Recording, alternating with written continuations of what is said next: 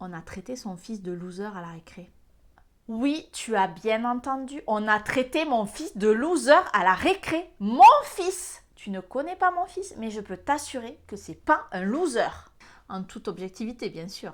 Si je chope celui qui lui a dit ça, je lui pète les dents.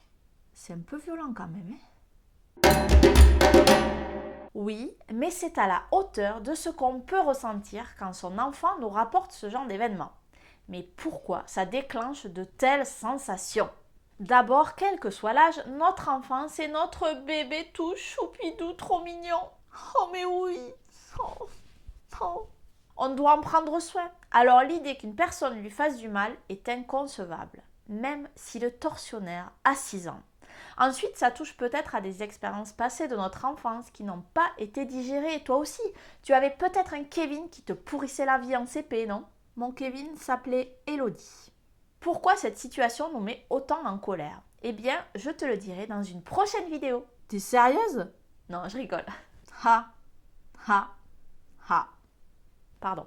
Quand on entend notre enfant raconter ce qui lui est arrivé à l'école et qu'on le voit triste ou blessé, on ressent une grande impuissance de ne pas pouvoir le protéger. Et le sentiment d'impuissance déclenche de la colère. La solution, à part celle de lui péter les dents? Oui.